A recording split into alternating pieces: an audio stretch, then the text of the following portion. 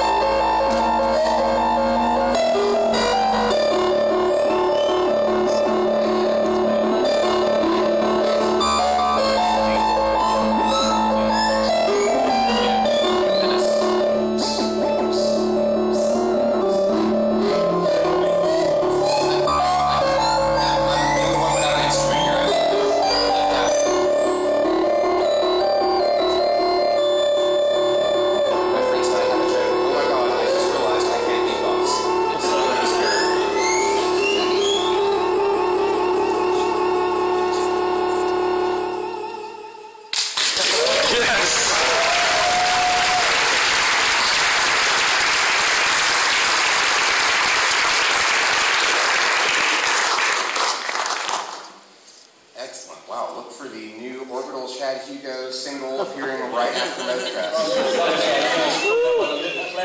Yeah, it's a little cloudy. It's not after you've had a shower. See the shower. I was in London a while ago at Source HHB, which was the Moog distributor there that's taken over after Turnkey shuffled off. And my favorite vocabulary word, actually my two favorite English vocabulary words in the world I learned when I was over there, and one of them that's relative to this is mizzled. A mizzle is, it's not quite a mist and it's not quite a drizzle. It's like a mist that's heavy enough that it's starting to drizzle, but it's still wafting a little bit. So it's a really, really good word. And, basically, Umbrella's not going to help you. No, not a bit. And so that was sort of the weather in London the whole time I was there. So it's a very useful word to have. Except for the one day where it rained more than it had in like 40 years, and like the tubes were all flooded, and it was exciting. It was very impressive. And the other was bimble. Bimble's my other favorite British word. Bimble. Yeah, that's the weather. No, that's not for the weather. Although if the weather's nice, you could go for a bimble. Yeah. It's a leisurely walk, a ramble in the country with no particular destination, no particular hurry. That's a bimble. It's a great word. Yeah, it's also when people aren't really doing much, they're sort of bimbling around. Right. It's annoying to bimble around an escalator. Wait, going down. Yeah, it does have the same meaning. Yeah. Just like a ramble. Bimble, definitely. That's a good one. Well, a traveler taught me that word at a little, squat party. You want to watch out, yeah.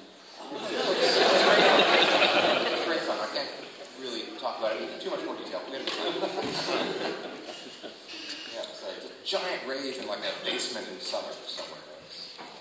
That's the tune. Yeah. No, it really was. It was like a bomb shelter. That's what it was. It was like a bomb shelter under a big building somewhere. I don't think you could get there by train. No. I don't know. Had to get past a bunch of scary people at the gate. Oh, that's definitely the tune. Yeah. Oh, that's that. All right. Well, let's see here.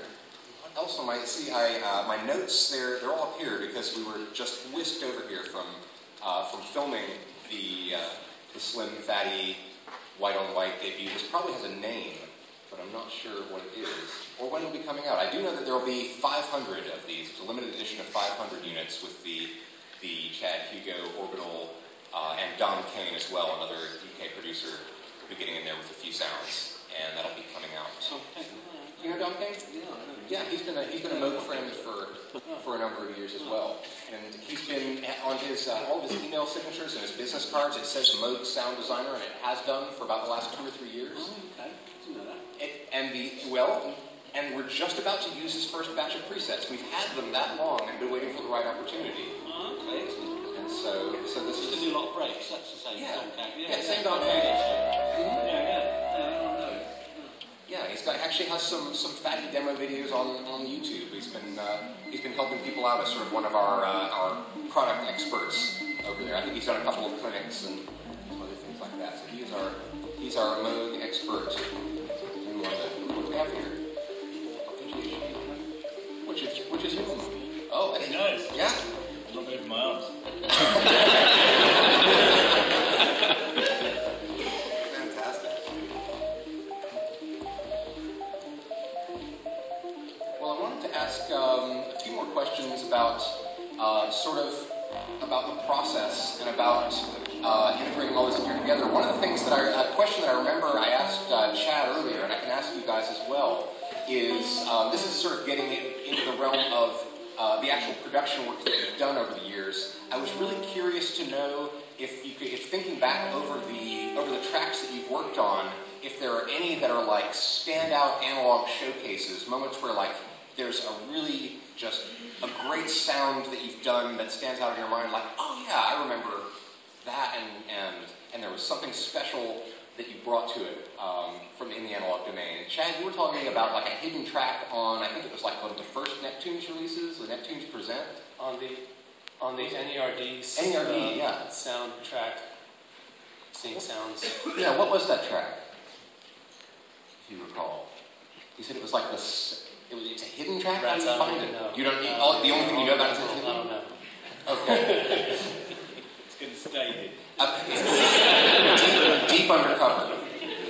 It's going to stay hidden. Yeah, Sing Sounds in stores now. iTunes. Right on.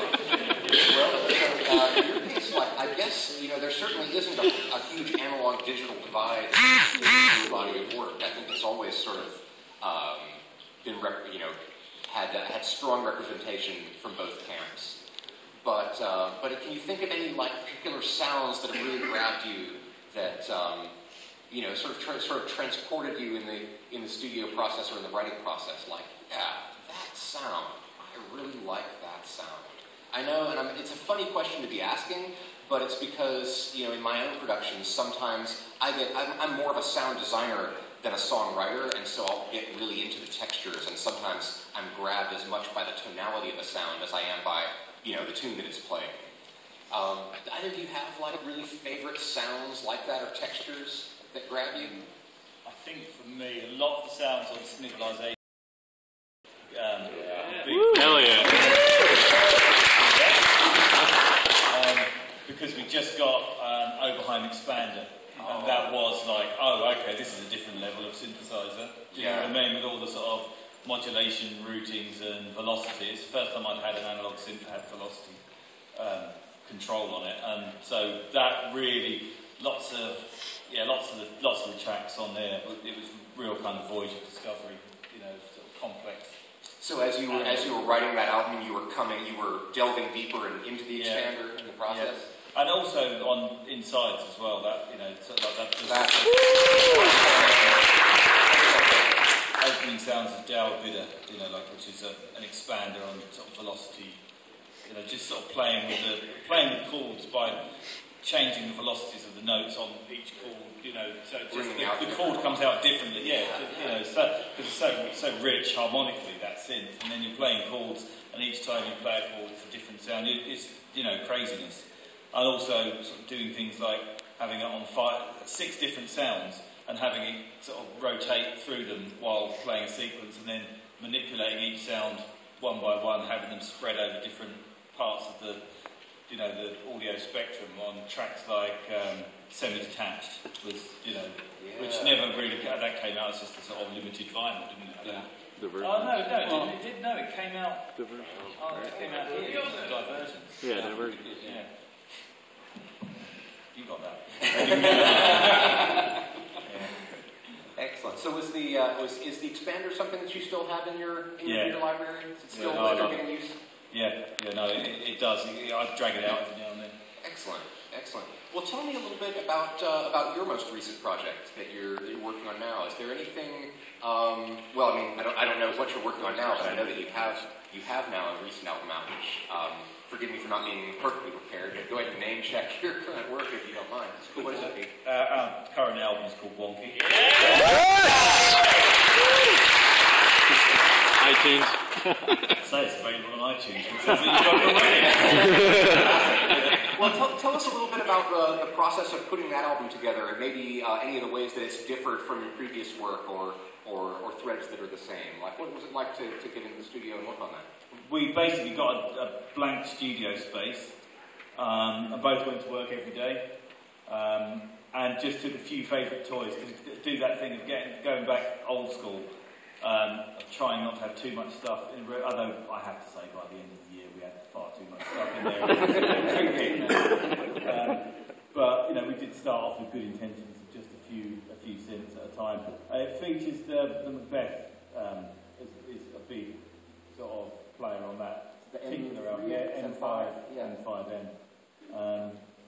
You know, tracks like Wonky are almost exclusively Macbeth. You know. Oh wow! There are a few other bits in there. There's the Void who does the sort of kind of bass line in the mid section, but all the big kind of character sounds in that track are it's just kind of like jamming with Macbeth and getting stuff down as you're sort of vibing off of it into audio, and then sort of chopping it around and sort of structuring the track from sort of, you know, big lengthy jams. So is that sort of the workflow? Is you get a vibe going and just roll tape, visually speaking? Yeah. Certainly with things like the Macbeth, it's just like a big sort of semi-modular, you know, no presets. You've got to capture the moment, otherwise it's gone. And I've made that mistake before, where I've sort of got an idea and thought, oh yeah, I'll do that later. Keep that running. I'll come back and do that again. Yeah, 2 days later, you go, oh, it's a bit out of tune. You tweak something, you've just lost the sound, you know. Yeah. Just go with it, get it in there, and then often you find as well, you do that, and that kind of dictates where the track's going to go. Because you go for a jam and you listen to it, oh, I love that bit there. And then that's it, you found a sort of centerpiece for the track. Yeah. Right, what's it like? I have to say, this is a question that I suspect some other people will share, because I've definitely gotten as far as, okay, I've got that figured out, I've got a bunch of gear set up, it sounds really cool, I turn knobs, it's awesome, vibing on it, I've recorded a bunch of stuff, and then now I'm facing this timeline, and I've got like 20 minutes of stuff, 5 of which I happen to like. And what is? Can you give a little bit of even a description? Advice might not even be the right word. Even a description of how you start with 20 minutes of jam and try to parse that out. You answered your own question there. You said, I've got 5 minutes that I like. Oh, so you home in on that 5 minutes. That's it. There you go. You start with that and work around it. And every time you dislike something, get rid of it. That's the kind of the toughest thing. So often you start a track with an idea, and often the other ideas supersede it, but you cling on to this idea. I know, but this track's about that sound or about that riff, and you kind of keep clinging on to it, and then all of a sudden, a week later, you go, actually, if we just get rid of that bit, and the whole song falls into place, But sometimes these initial ideas are just, it's like a sort of, just a starting point. Right. It doesn't need to be there. I think one of the trickiest things about writing music is knowing when to stop. Is being able to kind of visualise an end point and go, I'm aiming for that, and that's where I'm going to stop. I know a lot of people that kind of feel like they've got to try everything along the way, otherwise they're not filling in all the blanks. But you don't have to try everything along the way. You just have to finish that song and then move on to the next song and try a few things there and a few things. Do you know what I mean? Right. It's good to experiment, but it's good. I don't know. Knowing when to stop, I think, is a key part of writing music. Just knowing when to stop.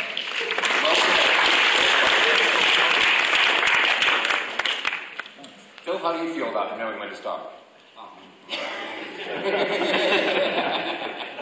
never know when to stop, and I always want more. All right. That's a character trait. Or maybe. I think so. With Salva, we went out DJing it quite a lot actually first, trying things out production-wise, and it was more arrangement. When you DJ tracks that you're sort of working on in the studio, it's good to hear it through other people's ears, and see what, this is going on a bit long. It's really good to judge arrangement-wise as well, the sounds and how they come across on the big PA, even though you're even on the monitor, so basically. But it's good to get how you feel playing in front of people, which is very different. I've never done that before. I think that was quite good. Helped us. Yeah. So do you take tracks that are works in progress and play them out and then take them back into the studio? Yeah, that's what we did with this album. Yeah. It's interesting. I've never done that before. It's good. So this was sort of play tested as a part of the writing process. Yeah. We went out to the Orbital DJ set sort of thing, and mixed other people's tracks and our tracks, and mixed it all up, and like a sort of normal DJ set, but tried a lot of demos out. It was good. That's nice. Where was that? Just like Spain, hometown or no, Spain a lot. Spain a lot. It's back in Spain. They go crazy. We love Spain. Spain was fantastic. No, it's great. Big minute. Just some good beats. Fantastic. Chad, do you ever play out any works in progress? Is that because I know you've been playing some new stuff with Missile Command, and there was a Missile Command podcast that I caught earlier that had like several tracks that it seemed like were like several of your tracks. Were those demos, or is that finished? Is that finished works? Is that something that you do to like test something out and then go back to the studio and work on it some more? Yeah, pretty much demos. We'll have someone engineer it, probably at Mixstar, have an engineer touch it and do the pan pots and all that stuff. Patching, Back it up a little bit. Crazy stuff, things that sound great. Right on.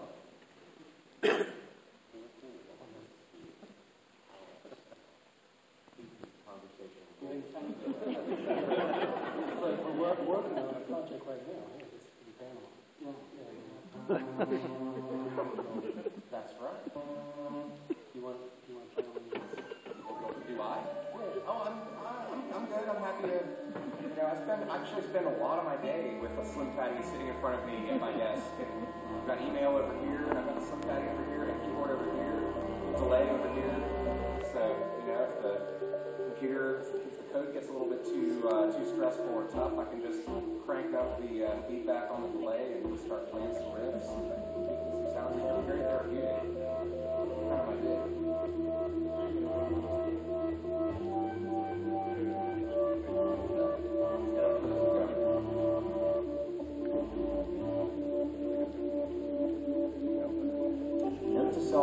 drum machine, the next panel.